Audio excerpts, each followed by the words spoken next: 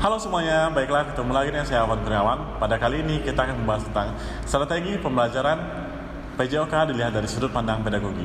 Nah, kemarin kita sudah mempelajari bagaimana cara belajar yang efektif. Kali ini kita masuk kepada strategi pembelajarannya. Yang akan kita bahas di sini ada 3. Yang pertama itu adalah strategi pembelajaran tersebut. Yang kedua adalah cara mengajar yang efektif ketika pandemi. Nah, ini sangat berguna bagi seluruh guru-guru yang ada di Indonesia maupun di luar negeri juga. Karena apa? Karena pandemi ini tidak hanya terjadi di Indonesia, ini adalah pandemi secara global. Nah, semua sekolah akan mengalami kesulitan dalam pembelajaran, termasuk di sekolah kita sendiri. Nah, untuk itu kita perlu mengetahui bagaimana cara mengajar yang efektif ketika saat pandemi. Yang ketiga adalah macam-macam jenis strategi pembelajaran. Nah, di sini ada 7 pokok pembahasan nanti tentang jenis-jenis strategi tersebut. Baiklah, kita masuk ke yang pertama, strategi pembelajaran. Ya, bagaimana sih gaya strategi pembelajaran? Ini adalah keberhasilan dari implementasi dari setiap model kurikulum sangat bergantung pada proses pembelajaran yang memprediksi perencanaan sesuai dengan operasional di lapangan. Ini berarti bahwa setiap strategi gaya mengajar yang digunakan harus sesuai dengan model kurikulum yang diimplementasikan. Namun, secara pasti kita tidak dapat mengatakan bahwa strategi pembelajaran yang satu lebih baik atau lebih efektif dari strategi pembelajaran lain pada tujuan tertentu. Ya, ingat ya, pada tujuan tertentu. Untuk itu, berbagai gaya dan bermacam tujuan perlu dipahami pendidik. Nah, kita lihat nih bagaimana karakteristik siswanya, bagaimana kondisi lapangannya. Maka dari itu, perlu dengan gaya atau dengan metode-metode yang berbeda untuk mengajarnya. Ya. Bukan hanya satu, tetapi banyak jenis atau banyak gaya dari pembelajaran tersebut. Menurut Marston & Webster, pada tahun 2008, strategi gaya pembelajaran dirancang dalam berbagai cara, yaitu dengan spektrum gaya mengajar. Masing-masing gaya berurutan mulai dari gaya A, yaitu gaya komando, sampai gaya J, yaitu gaya belajar sendiri. Nah, di sini mempunyai nilai yang lebih besar ditandai dengan cara mengajar kreatif dan bertingkat. Kreatif tersebut dianggap sebagai target untuk kebebasan pencapaian kemampuan atau kompetensi individu dalam proses strategi pembelajaran yang disebut juga dengan sebagai strategi gaya mengajar. Sebenarnya hal tersebut merupakan konsep yang berdasarkan pada perbedaan gaya yang satu dengan gaya yang lain dalam merealisasikan pembelajaran.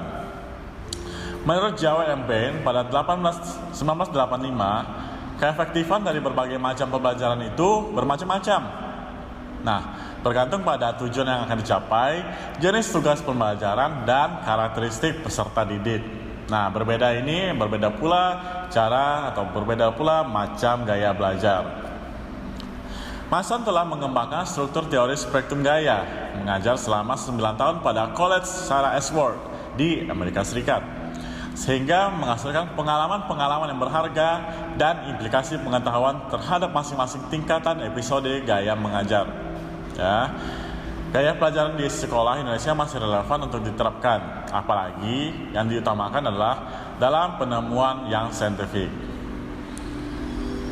Nah, kita masuk ke yang kita tunggu-tunggu, yaitu cara mengajar PJOK yang efektif pada saat pandemi.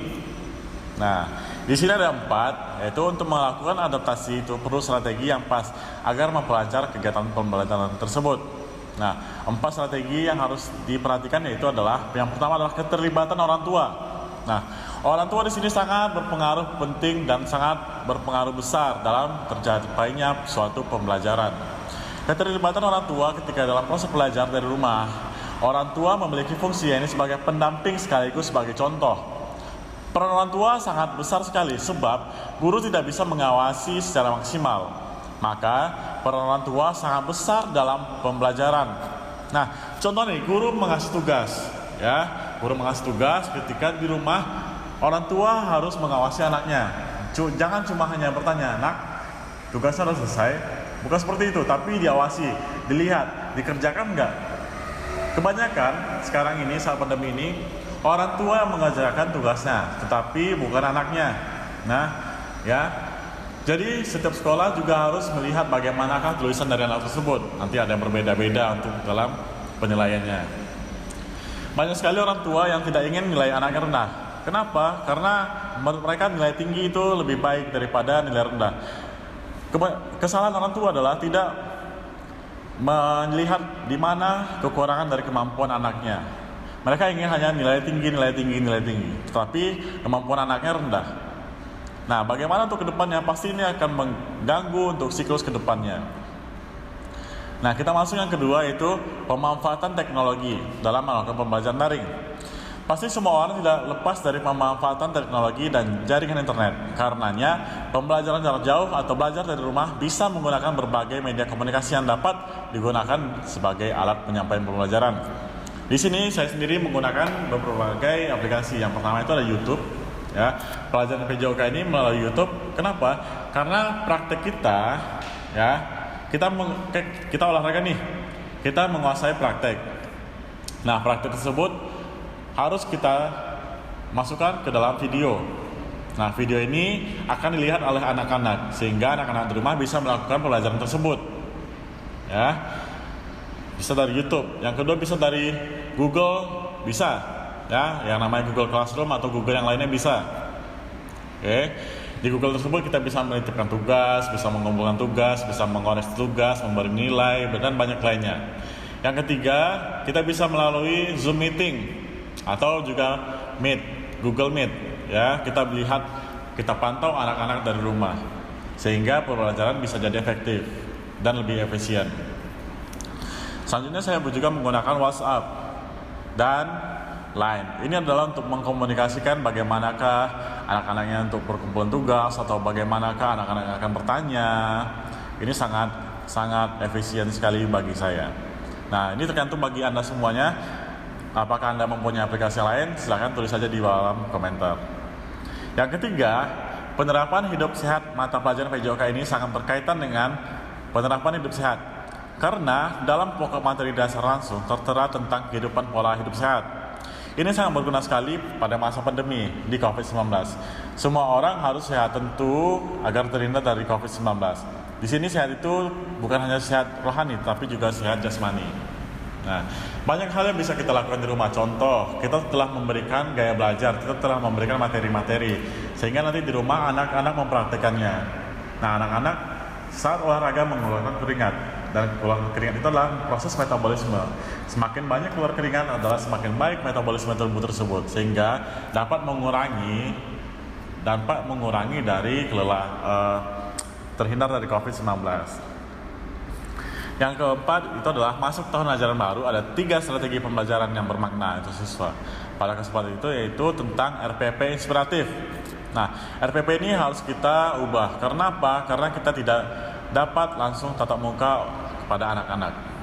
Yang kedua, RPP mengandung 3 hal, yaitu sederhana, memerdekakan, praktis. Tujuan dari RPP ini bukan menjadi patokan utama, tapi ini menjadi inspirasi guru-guru penja seluruh Indonesia, dan harapannya bisa mengembangkan serta menyempurnakan tujuan pembelajaran tersebut. Oke, kita masuk ke macam-macam jenis strategi pembelajaran. Dalam kurikulum 2013 menerapkan pendekatan sesuai model pembelajaran yang bervariasi sesuai karakteristik mata pelajaran PJOK. Pendekatan model serta strategi pembelajaran yang digunakan diharapkan dapat melatih kemampuan belajar, yaitu mengamati, menanya, mengumpulkan informasi, mencoba, menalar, mengasosiasi, dan mengkomunikasikan.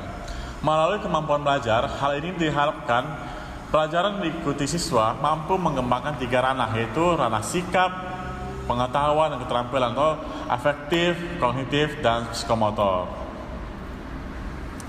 Dalam pembelajaran PJOK sendiri terdapat beberapa strategi pembelajaran yang sudah dikembangkan. Beberapa di antaranya adalah pelajaran interaktif atau interactive teaching. Yang kedua, pengajaran berpangkalan atau station teaching.